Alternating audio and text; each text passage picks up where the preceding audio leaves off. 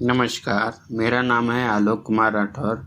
प्रस्तुत है ये कविता जिसका शीर्षक है बलात्कार रेप।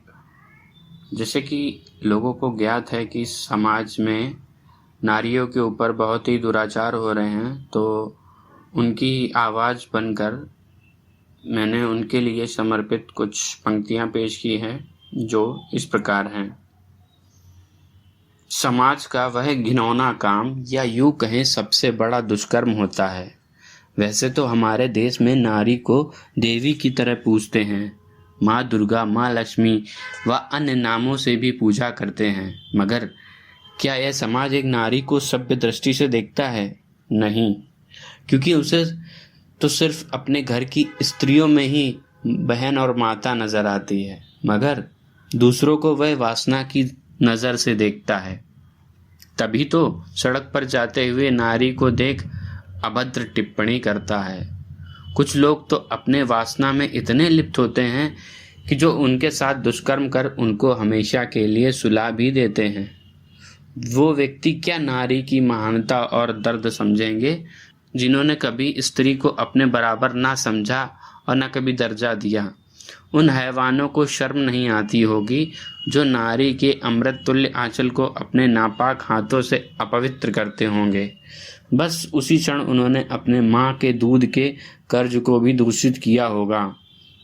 तुमने जब यह दुष्कर्म किया होगा तब तुम्हें उस नारी की चीख भी ना सुनाई दी होगी, क्योंकि तुम्हारे हाथों ने तो उसका मुंह बंद कर दिया होगा।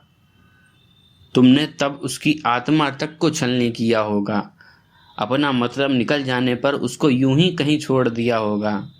तुम्हारे डर से कुछ नारी ने अपने लोक लाज के भय से सब अपने अंदर भीतर दबाकर कभी किसी से कुछ जिक्र ना किया होगा, और कुछ नारी ने तो अपने प्राणों तक का बलिदान कर दिया होगा। जिस नारी को तू कमज़ोर समझता है वही सृष्टि की निर्माता होती है। एक नारी के अपमान का अर्थ कुल सहित समूल विनाश होता है। द्रौपदी के अपमान का यह पूरा जग साक्षी है। उसके खुले केशों में पांडवों का बल था। एक अपमान का उत्तर सारे कौरवों को अपनी जान खोकर चुकाना पड़ा था। सोच लो, आज की नारी में अगर ममता और दया है तो द्रौपदी सा तेज भी है। अपने श्राप और कर्म से कभी भी किसी को भी भस्म कर सकती है और काल के चक्र को तहस नहस भी कर सकती है। अरे ईश्वर भी जिनके कोख से जन्म लेकर अवतरित होते हैं, वे निशाचर उसे भी दूषित कर देते हैं। इन हैवानों को जरा भी शर्म लिहाज नहीं। 2 दिन की उम्र से बच्ची से लेकर हर उम्र तक की लड़की के साथ जबरदस्ती करते हैं। सब कुकर्म करने के बाद यह समाज नारी से ही क्यों सवाल करता है, और वह दरिंदा खुलेआम बाहर घूमता है। औरतों पर जुल्म करके यह अपनी मर्दानगी साबित करते हैं।